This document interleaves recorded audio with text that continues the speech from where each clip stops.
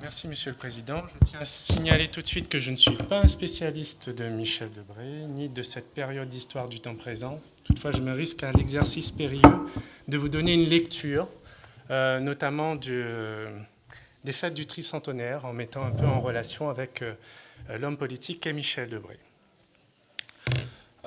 L'image est conçue, exécutée à l'aide de matériaux et d'outils techniques spécifiques, graphiques, picturaux, photographiques.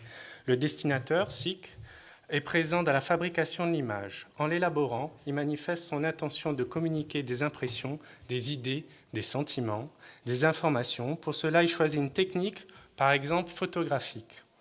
Il choisit cadre, angle, échelle, focale, noir et blanc ou couleur, lumière. Il met en scène des objets, des personnages. En 1965, Madagascar est indépendant depuis 5 ans et la transition semble s'effectuer en de bons termes. Maurice enchaîne une énième conférence constitutionnelle à Londres où se décide son avenir institutionnel.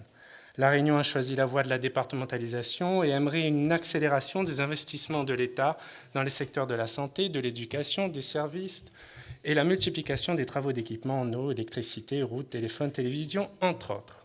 Sur le plan politique, je pense que vous l'avez déjà vu ce matin, l'île est aux mains des départementalistes qui remportent coup sur coup les élections municipales en mars et les sénatoriales en septembre, sans opposition communiste. Michel Debré vient de publier un ouvrage sur la jeunesse, Quelle France te faut-il, dans lequel il édicte les principes d'une grande nation.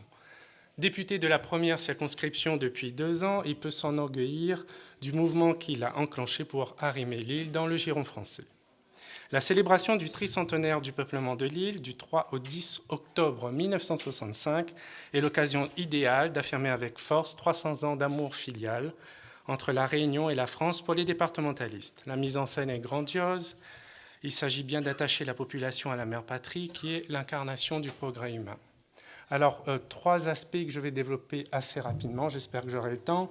Déjà, la provenance de cette série d'images. Vous allez voir que on ne gère pas toujours bien les séries d'archives et parfois on se heurte à des surprises. Et les images sont d'ailleurs publiées sur le site internet avec leurs erreurs.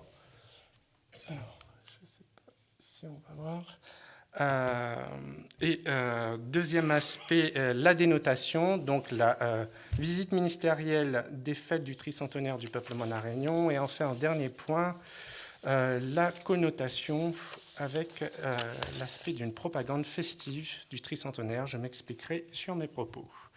Le corpus d'images retenues concerne 86 images conservées dans une boîte Cochard, renfermant un album de photoreportages versé par la préfecture de la Réunion, avec la cote d'archives 13 filles. Et je le dis tout de suite, la série filles renferme normalement des cartes et plans et des documents figurés rentrés par voie extraordinaire. Donc ça n'a pas lieu d'être ici. Ce versement de documents iconographiques aurait dû être coté en série W, puisqu'il s'agit d'un versement administratif. On n'a pas normalement le droit de séparer les documents les uns des autres et de les répartir dans des catégories artificielles en fonction de leur sujet. Donc on voit là déjà, dans le cadre de classement, une certaine tendance. On aura l'occasion peut-être d'y revenir un peu plus tard. Cette série de clichés intègre la catégorie du photoreportage. En d'autres termes, reportage qui utilise la photographie comme moyen principal pour transmettre des informations journalistiques. Le but affiché est avant tout de raconter une histoire. Le scénario photographique suit approximativement la mise en scène programmatique, bien connue désormais. Prospera avait eu l'occasion de s'y pencher dans un article publié dans la revue des Mascareignes. Les fêtes du tricentenaire du peuplement sont célébrées en 1965, et non en 1963. La Compagnie des Indes administre désormais l'île qui lui est concédée par le roi de France Louis XIV. C'est l'arrivée d'Étienne Regnault, agent de la Compagnie et premier gouverneur de l'île, qui constitue le marqueur de cette célébration historique. Ces festivités sont essentiellement entrevues ici au travers de la visite officielle du ministre d'État chargé des départements et des territoires d'outre-mer, Louis Jacquinot, qui est le référent, quant à lui, de ce corpus iconographique. L'objectif est bien de couvrir sa tournée dans l'île. Le député Michel Debré et le préfet Alfred Diefenbaker sont ensuite ceux qui reviennent le plus dans cette série d'images. Pourtant, l'événement prime sur les personnes. Le ministre est présent sur 34 des 86 clichés, Michel Debré, sur une dizaine de tirages photographiques. La trame de ce photoreportage suit les déplacements ministériels, essentiellement à Saint-Denis, Saint-Paul, Saint-Pierre. 5 séquences sont identifiables. Alors, vous voyez que je mets réorganisation de la sérifie parce qu'elle n'est pas du tout organisée comme ça. Vous allez voir que le montage est complètement factice et il faut savoir que les photographies sont collées dans les albums. Donc, 5 séquences identifiables. L'arrivée et l'accueil du ministre à l'aéroport de Gillot-Sainte-Marie. Vous voyez l'ensemble des images qui se rattachent à cet événement. Ensuite, j'ai choisi de vous montrer quelques exemples seulement.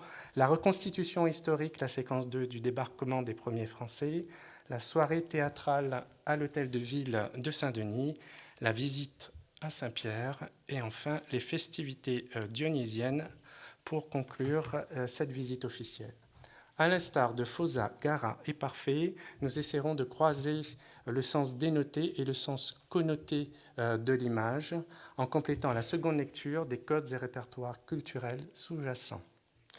La dénotation, la visite ministérielle lors des fêtes du tricentenaire du peuplement de la Réunion. En linguistique, la dénotation est le sens littéral d'un terme. En l'occurrence, appliquée au champ historique, l'analyse de l'image s'inscrit ici dans la description de l'événement. Elle s'emploie à l'identification des personnes publiques présentes, à la reconnaissance des lieux, entre autres. Le tricentenaire est l'occasion pour le ministre d'État chargé des départements et territoires d'outre-mer, je l'ai déjà dit, de venir dans l'île du 2 au 10 octobre 1965 pour une visite officielle assez longue, associant son patronage des célébrations officielles et une rencontre des élus, des acteurs économiques. Michel Debré l'a précédé le 18 septembre. Il arrive à point nommé, juste avant les élections sénatoriales, consultation qui reconduit les candidats sortant Georges Repiquet et Alfred Isotier. Il s'apprête également à prendre part aux festivités qui sont promises à un caractère unique, exceptionnel, par leur ampleur. Effectivement, toutes les communes sont associées aux célébrations, mais c'est principalement à Saint-Paul le 3 octobre et à Saint-Denis le 10 octobre que se joue l'essentiel des manifestations. C'est assurément ce que laisse transparaître ce photoreportage. D'autres communes sont présentes, le Tampon, Trois-Bassins, Saint-André, Saint-Joseph, Saint-Louis, mais elles ne sont pas représentées dans cet album photographique. Elles figurent bien au programme, mais pour des manifestations isolées. Des erreurs ont été commises en ce qui concerne les légendes. On a localisé à tort l'image que vous voyez, côté 13 Filles 75, comme étant prise à Saint-Paul. À mon sens, il n'y a pas de port à Saint-Paul. Ça aurait pu être à la limite Saint-Gilles. Mais lorsqu'on regarde un peu plus près, on retrouve qu'il s'agit des fêtes du port de Saint-Pierre, organisées le 9 octobre. Les titres ou restitutions de titres sont parfois sommaires, sans mention de lieu, à l'instar du monument commémoratif élevé à la gloire des premiers Français, alors qu'il est connu que le quai Gilbert de Saint-Paul a été aménagé pour l'occasion. Les fêtes commerciales, donc diapositive suivante, sont celles de Saint-Pierre et non de Saint-Denis, comme cela est mentionné. Le programme officiel précisait qu'elle serait lancée par Louis Jacquinot. De même, certains indices ne trompent pas. Sur la photographie, alors je suis peut-être allé un peu trop vite, voilà. Sur la photographie côté 13 Filles 76, une jeune fille tient dans ses mains une assiette avec les armoiries de Saint-Pierre. En y regardant de plus près, on retrouve les armoiries de Saint-Pierre et non celles de Saint-Denis, comme cela est indiqué. Ces nombreuses imprécisions nous interrogent sur la qualité du catalogage de ces images.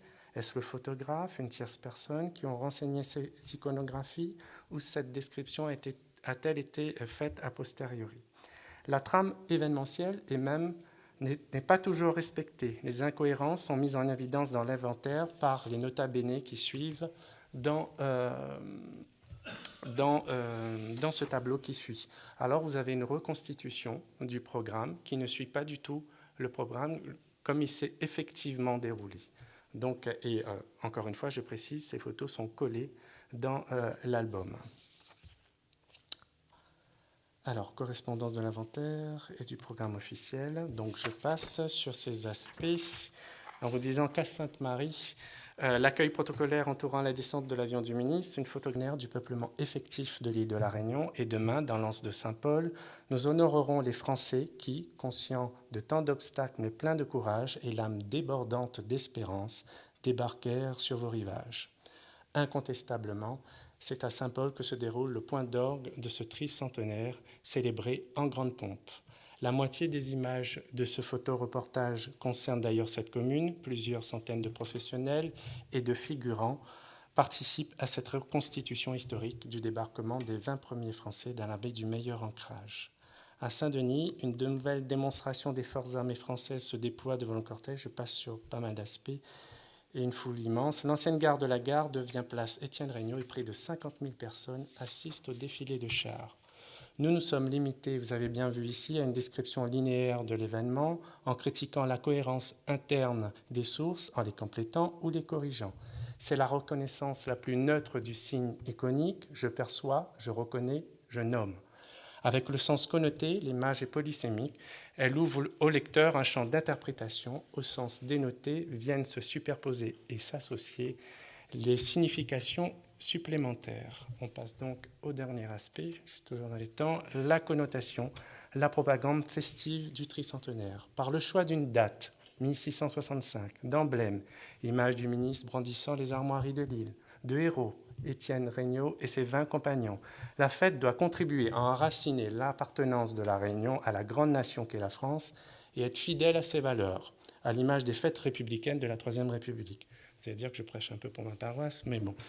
L'exaltation de la petite patrie sous la Troisième République a servi la grande patrie. Décider de célébrer le peuplement à partir de 1665 fait débat. 1965, décidément, fait débat. Pour le journal Témoignage, qui n'hésite pas à qualifier cet événement de tricentenaire raciste, d'abord, les départementalistes veulent escamoter l'originalité de ce peuplement à partir d'éléments divers venus aussi bien d'Europe, d'Afrique que d'Asie. Ensuite, ils ne tiennent pas à rappeler une donnée essentielle de notre histoire qui est l'esclavage et la lutte pour la liberté des esclaves. Quelques jours plus tard, André Scherer, directeur des archives de la Réunion, doit conforter la position officielle cette fois-ci, car le speaker lui pose une question sur les ondes de Radio Saint-Denis sur les motivations de retenir comme date de départ 1665, alors qu'une poignée d'hommes et de femmes s'est déjà installée dans l'île en 1663. Ce qui compte, dit-il en définitive, c'est la décision qui a été prise par le gouvernement français, et plus précisément par Colbert lui-même, d'envoyer définitivement à l'île Bourbon des Français qui s'y installeraient et y feraient souche. Donc, je passe sur la citation de Michel Debré, vous l'avez ici affichée. C'est assurément le journal de l'île de la Réunion qui retranscrit le mieux ces célébrations, étant la voix officielle des départementalistes. C'est sans aucun doute Témoignage, l'organe de presse des autonomistes, qui tense le plus ce qui est pour eux un gabégie et un déni de l'histoire. En plein contexte de décolonisation, chaque champ politique interprète ces fêtes selon ses propres codes et répertoires culturels. Au temps de la guerre froide, du dégel, de la coexistence pacifique, la défense de l'intégrité nationale s'exprime contre la menace soviétique, contre le communisme. Chacun met en avant sa représentation du monde. Nous sommes ici en France, affirme Michel Debré, parce que dans leur immense majorité, les hommes et les femmes de la Réunion se sentent et se veulent français. La conscience de cette réalité, obscurcie parfois par des querelles d'intérêts ou de personnes, est éternellement sous-jacente. Elle a éclaté aux yeux des plus sceptiques depuis le monde bouleversé par des forces violentes, ramène des esprits aux vérités premières de leur existence collective. En ces lieux, nous pouvons répéter glorieusement la parole de Renan, la nation est une âme, un principe spirituel.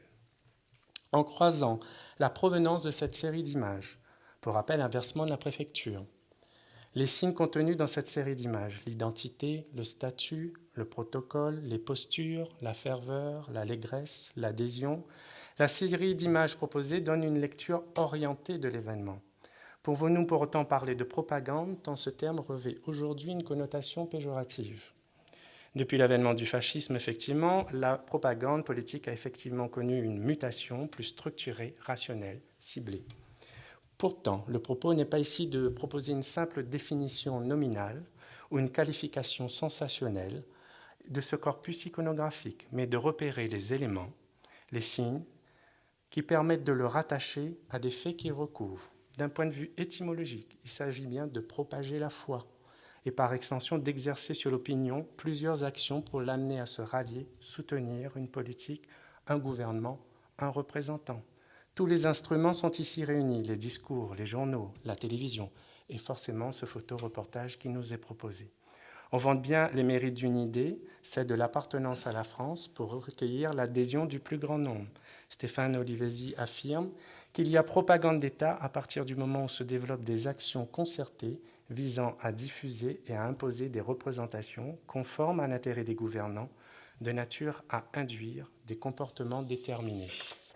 En définitive, et je conclus, ces photographies révèlent la puissance des départementalistes dont les classiques, en l'occurrence Louis Jacquenot et Michel Debré pour l'événement, se présentent devant l'opinion comme des chantres d'une légalité indiscutable et relèguent dans l'ombre les opposants illégaux, entre guillemets, principalement les communistes. La commémoration du tricentenaire du peuplement de la Réunion est délibérée, impossible à esquiver, et il y a une politisation de l'événement. Cette célébration festive détient en outre, et de manière sous-jacente, une fonction religieuse, culturelle, ludique, esthétique, en même temps qu'une fonction communautaire. Soumis à l'examen scientifique, ces images prennent valeur documentaire lorsque nous parvenons à extraire leur sens et à établir leur valeur. Il faut reconstituer la genèse de la série d'images proposées en adoptant une démarche rigoureuse qui permet d'établir la chronologie des faits, traquer par exemple l'indice matériel qui permet de retrouver le lieu d'une manifestation. Quelle est la destination finale de cette série iconographique ?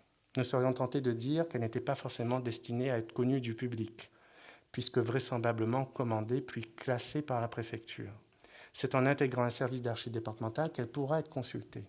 De fait, la photographie est de nature historique. Plus qu'attester du passé, elle transforme celui-ci en histoire, elle produit de l'histoire. Je vous remercie de votre attention.